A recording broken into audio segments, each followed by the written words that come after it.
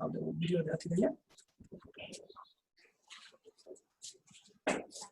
चलिए तो आज के ऑनलाइन लाइव क्लास में आप लोगों का स्वागत है। जैसा कि आप लोगों को मालूम ही है कि हमने पिछले क्लास में 12th ज्योग्राफी के इकाई 8 का अधिकांश पॉइंट पढ़ा दिए हैं और आज बहुत कम पॉइंट बचा हुआ है और आज जितना पॉइंट है हमें उम्मीद है कि उसको हम समाप्त कर लेंगे। अतः आज इकाई 8 का लास्ट होगा और आज का पॉइंट है आपको साइबर स्पेस।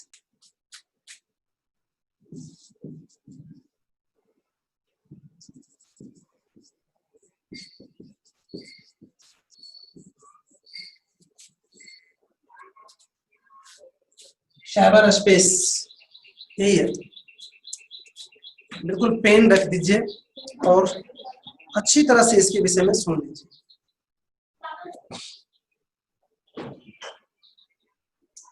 स्पेस का मतलब यहां पर जगह से है और साइबर का मतलब उन माहौल से है, उन व्यवस्था से है जिसमें दुनिया के सभी कंप्यूटर आपस में जुड़ जाते हैं या जुड़ सकते हैं।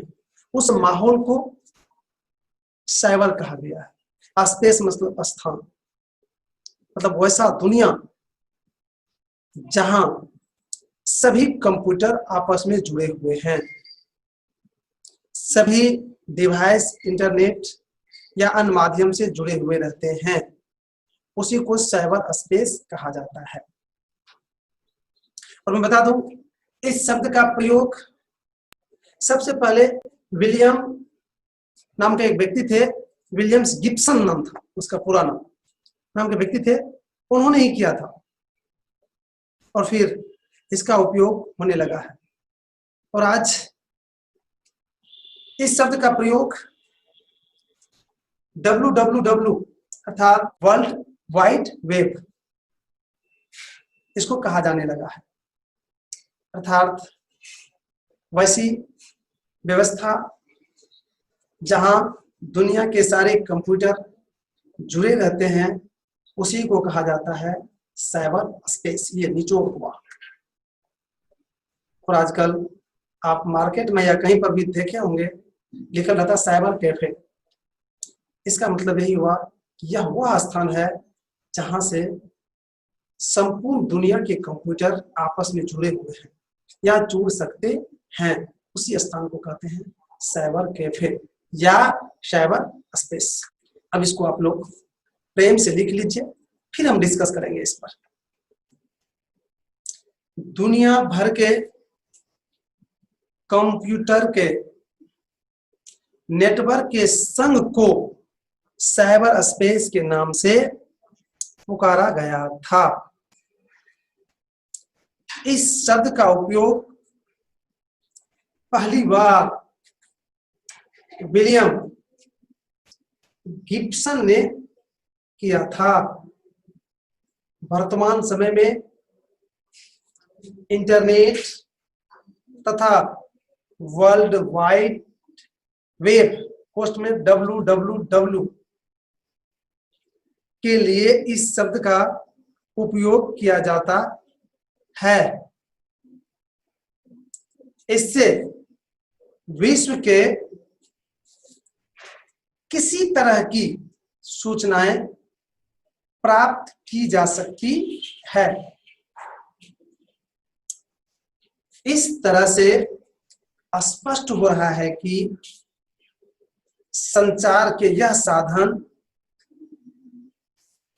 दूरी और समय की सीमा को समाप्त कर दी है और पूरा विश्व एक गांव जैसा हो गया है जिसमें घर घर की खबर एक दूसरे को मिलती रहती है। इस तरह से आपने साइबर स्पेस को शायद समझ गए होंगे और लिख भी लिए होंगे। अब अगर इसमें कहीं डाउट है तो आप पूछ सकते हैं। जी, संघ मतलब समूह होता है। जी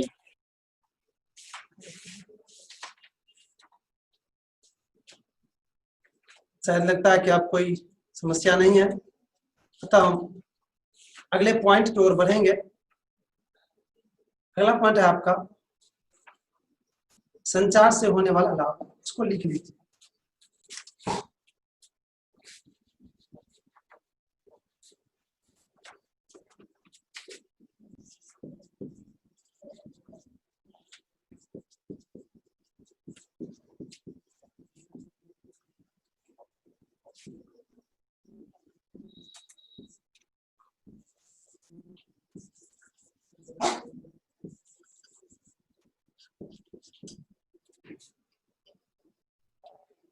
आप लोग संचार से परिचित होंगे और हमने कई बार संचार बताए भी हैं, और आज मैं आप लोग से पहले इसके विषय में जानकारी लूंगा, फिर आगे बढ़ेंगे। दिव्या बताओ तो बाबू रे, संचार क्या होता है या क्या है? एक स्थान से दूसरे स्थान, मतलब संचार उसे कहते हैं, मतलब जो रेडियो के द्वारा, टेलीविजन के द्वारा मतलब किया जाता है। क्या किया जाता है? एक स्थान तक भेजा जाता है। चलिए, है जानकारी, लेकिन थोड़ा सा भूल गए हैं, उसको फिर से मैं तपेश्वर से जानूंगा कि संचार क्या होता है। बोलो तपेश्वर। तपेश्वर। संदेशों को आदान प्रदान करने की प्रक्रिया को संचार कहते हैं। Right, thank you so much Tapeshwar, आपने तो आज हमको गदगद कर दिए रे। मेहनत करता है तुम लोग जी, बहुत अच्छी बात है। क्या चंद किशोर आपसे होगा, कुछ शब्द निकलेगा आपके मुंह से भी सुनना चाहते हैं? चंद किशोर बोले। सर एक ऐसी साधन है कि जो संचार आदान प्रदान करते हैं और संदेश पहुंचाते हैं। हाँ, बहुत अच्छा प्रयास आपका भी, वहां तक पहुंचने का प्रयास अच्छा था, बहुत बहुत धन्यवाद मेरे भाई। इसी तरह से मेहनत करो। इस लॉकडाउन में आप अगर इतना भी जवाब दे रहे हैं तो बहुत अच्छी बात है, और देना चाहिए, क्योंकि आपको तो सब सुविधा हम उपलब्ध करवा रहे हैं। हाँ, आपको थोड़ी महसूस होने देते हैं कि लॉकडाउन है, कब होने दिए महसूस कि लॉकडाउन है। हर वक्त आपसे रूबरू हो रहे हैं हम, अधिक से अधिक तो, और उससे ज्यादा सुविधा देने ही लगे हैं। चलिए, बहुत अच्छा, आज आप लोग का ये सवाल जवाब का रहा। अब हम आपको बताने जा रहे हैं कि संचार से होने वाला लाभ। बिल्कुल आप लोगों ने कहे सही कि संदेशों का आदान प्रदान करने की क्रिया को संचार कहा जाता है, और जिसके द्वारा यह काम किया जाता है उसको संचार का साधन कहा जाता है। अर्थात ये जो मोबाइल है, इससे हम अपनी बात को एक स्थान से दूसरे स्थान भेजते हैं, तो मोबाइल संचार का साधन, और जो भेजा गया यह पूरी प्रक्रिया संचार कहलाया। तो आज हम जानेंगे कि संचार से क्या लाभ हुआ है। बिल्कुल बहुत सारे लाभ हुआ है, भले आपके मन में तुरंत पॉइंट नहीं आवे, बहुत सारे लाभ हुआ है। अब देखिए, अभी कोई बात कहना हो तो वहां पर जाके पहले कहना पड़ता था, या संबंधिया को भेजना पड़ता था। किसी चीज का जरूरत नहीं, यहाँ से तुरंत कर दीजिए। आप फैक्ट्री चला रहे हैं, कच्चा माल लाना है तो फोन कीजिए, वहां से तुरंत माल आ जाएगा, यहाँ पैसा दे लीजिए।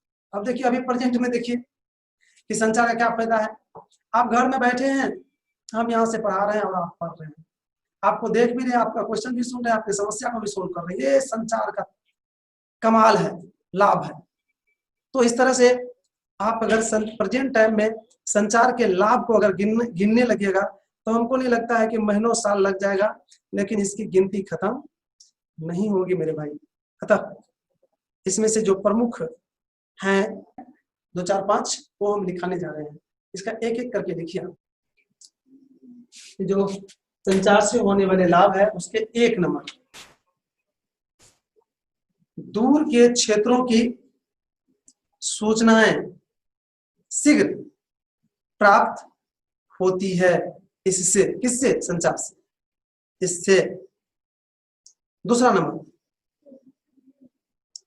व्यक्तियों के विचारों, बातों को एक स्थान से दूसरे स्थान आसानी से भेजना संभव हुआ है। तीसरा नंबर, आर्थिक, शैक्षणिक, राजनीतिक, सामाजिक आदि क्षेत्रों का विकास तेजी से हो रहा है। चौथा नंबर, घर बैठे ही संसार को समझने और पढ़ने का अवसर मिल रहा है। पांचवा नंबर, अपनों से भले ही दूर रहते हैं लेकिन इसके माध्यम से करीब बने रहते हैं। इस तरह से आपने संचार से होने वाले जो प्रमुख लाभ थे उसको पढ़ लिए। अब अगर इसमें किसी तरह का दिक्कत हो जाता है तो आप क्वेश्चन कर सकते हैं। चलिए, शायद आप लोग को इसमें किसी भी तरह का दिक्कत नहीं है, तो नहीं है तो मैं अगले पॉइंट की ओर बढ़ रहा हूं। शायद अगला पॉइंट आपका है प्रमुख स्मरणीय तथ्य। लिख लीजिए ऊपर, लास्ट पॉइंट।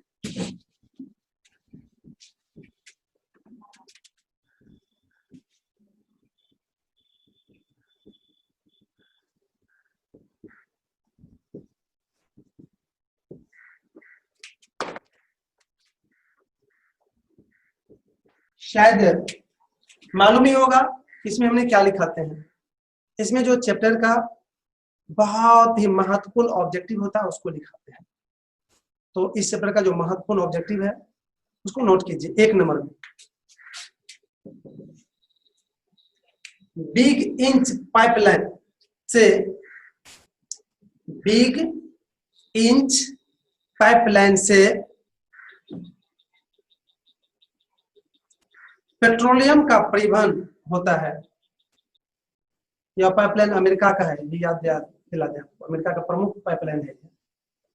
दूसरा नंबर में, पनामा नहर को प्रशांत महासागर का प्रवेश द्वार कहा जाता है। तीसरा नंबर में, स्वेज नहर को ब्रिटेन की जीवन रेखा कही जाती है। चौथा नंबर में, भारत की सबसे लंबी सड़क मार्ग NH7 है, जो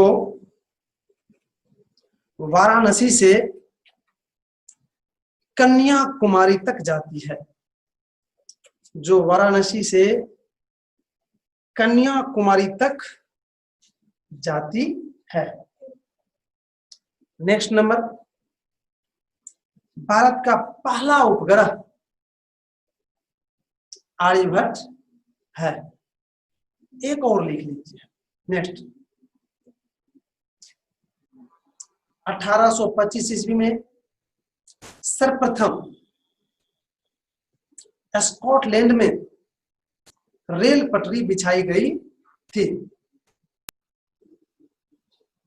और इस पर गाड़ी चली थी, गाड़ी भी चली थी, ऐसे लिखिए, और इस पर गाड़ी भी चली थी।